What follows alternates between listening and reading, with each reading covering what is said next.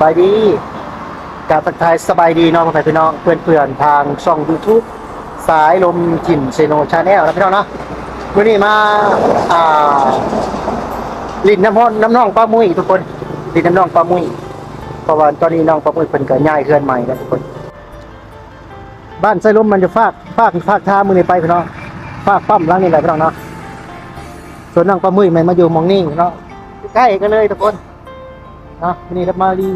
แอคชั่นรีวิวผ่านน้องประมวยก่อนนะคือกำลังง่ายขึ้นมาใหม่ยังบ่ทันได้ว่าสำเร็จดอกนะพี่น้องเนาะนี่นะ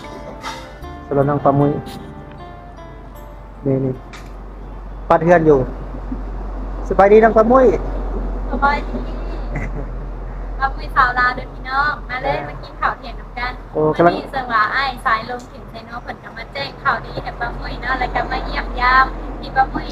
ง่ายที่อยู่เนาะพี่น้องเนาะซึ่งว่าแกมีความยินดีที่จะได้มาอยู่ใกล้อ้ายเนาะซึ่งว่าบ้านอ้ายกับบ้านไซอุดมเฮาก็ได้ง่ายมาอยู่ไซอุดมเนาะพี่น้องอยู่ใกล้ๆกันเลยแม่อยู่ใกล้กันเลยเฮาไปมาหาสู่กันก็สะดวกสบายนะพี่น้องวันนี้นะกินข้าวแล้วพี่น้องกินข้าวป่ะนี่เอากินส่วนนายเองก็กินเรียบร้อยกินมากินแต่เฮือกินอันนี้แม่สะคอนนะทุกคนสบายดีกินข้าวกันเด้อกินข้าวเป็นพี่น้องกินข้าวไปพี่น้องเลยกินข้าวนี่นะพี่น้องมารีวิวเฮือนเพิ่นนิดนึงก็ยังบ่ทันเครื่องก็ยังบ่ทันแล้วเก็บเครื่องบ่ทันแล้วนะเพราะว่าหากะง่ายมากนะพี่น้องเนาะมาอยู่นี่ก็คือสายลมมากเลยทุกคนเป็นน้องพ่อมุ้ยเองก็อยู่ในแถวนี้แหละพี่น้องอยู่แถวนี้แหละเพราะว่าแถวเฮือนสายลมทุกคนนี่เนาะเป็นสายลมเองก็อยู่ฝากทางบางนั้นเลยทุกคนเนาะฝากปั๊มบางนี้ไปทุกคนเพื่อนอ้ายกันเพื่อนนอกมาอยู่นี่ใกล้ๆนะง่ายมาเศร้านี่ครับก็คือเดี๋ยวจะมีการยกง่ายเนาะแล้วก็อีกอย่างหนึ่งก็มาแจ้งข่าวน้องแหละเพราะน้องก็ซ่องน้องผ่านเรียบร้อยพี่น้องซ่องของน้องประมวยก็ผ่านไปที่เรียบร้อยทุกอย่างเสร็จสำเร็จสมบูรณ์เนาะสามารถทำเงิน YouTube ได้แล้วตอนนี้โดยที่ว่าต้องรอถ่ายต่อไปเนาะประเด็นก็คือว่าสำเร็จได้ครับ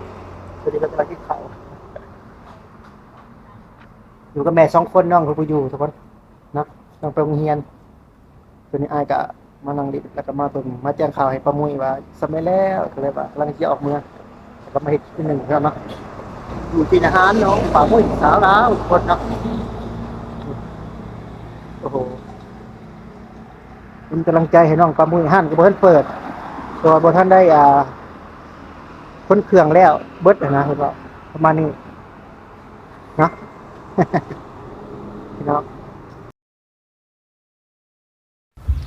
ตอนนี้ก็มาแล้วพี่น้องแต่เฮือนน้องป้ามุ้ยน้องไปแวะลินนิดนึงเพราะว่าไปแจ้งอะไรไปงานใช่ไหมน้องไปแจ้งให้น้องฮู้กับตัวผู้เกี่ยวเองตัวเจ้าของเองอะไรนะพี่น้องเนาะเพราะช่องของน้องป้ามุ้ยก็ถือว่าได้ผ่านสำเร็จเสร็จสิ้นเป็นทีเรียบร้อยสมบูรณ์เลยน้องเนาะสมบูรณ์แบบ 100% แล้วตอนนี้สำหรับช่องน้องป้ามุ้ยสาวลาวเตรียมตลอดรับตังค์อย่างเดียวช่วงนี้นะสำหรับป้ามุ้ยสาวลาวทุกคนแต่ว่าตอนนี้ก็สรุปเองก็กลับมาแล้วตอนนี้พี่น้องกลับมาแต่เพื่อนน้องป้ามุ้ยเนาะที่จริงกับบริใกล้กันดอกเพื่อนกับเพื่อนน้องป้ามุ้ยกับเพื่อนสลมพวกมือนี่นะใกล้ๆกันหนึ่งพี่น้องแนมกันก็เห็นเนาะแต่บ่มีแนวกั้นนะแต่ว่าช่วงนี้สลมต้องมาอยู่หอพักเพราะว่าหอพักนี่มันขึ้นกับสถานที่ทำงานของสลมคนต้องนอนหอพักมันจะใกล้บ่อนสถานที่ทำงานนะทุกคนมันอยู่ไกลเนาะอีกอย่างหนึ่งคือบ้านพักราชการของสลมเองตอนนี้นะพี่น้องก็เลยเดินมาอยู่บ้านพักราชการเพื่อประหยัดค่าน้ำมันรถเพราะมันใกล้เติบจากที่ทำงานกับเพื่อนของสลมกับประมาณ10 กิโลพี่น้องไปกลับนี่10 กิโลเมตรเนาะเมื่อมาหาประมาณนี้ทุกคนแต่ละมือเที่ยวการบ่อยก็เลยต้องมานอนหอพักมาอย่างต่างๆอยู่ที่หอพักใครแน่เนาะโดนทีนึงเที่ยวเนาะมือ2 มือจะกลับมือ1 ทีเนาะถ้าว่ามีน้ำมันรถเดี๋ยวมือช่วงนี้น้ำมันรถจะแพงก็เลยต้องประหยัดนิดนึงเซฟนิดนึงนะทุกคนเนาะประมาณนั้นทุกคนเนาะส ำหรับที่นี่กับบุญยังลายพี่น้องขอมอบขอบใจทุกการติดตามชมขอพี่น้องทุกคนทางช่อง YouTube สายลมทินชนงชาแนลสำหรับคลิปนี้สายลมสิริเจ้าลูกน้องพบกันใหม่คลิปหน้าบ๊ายบาย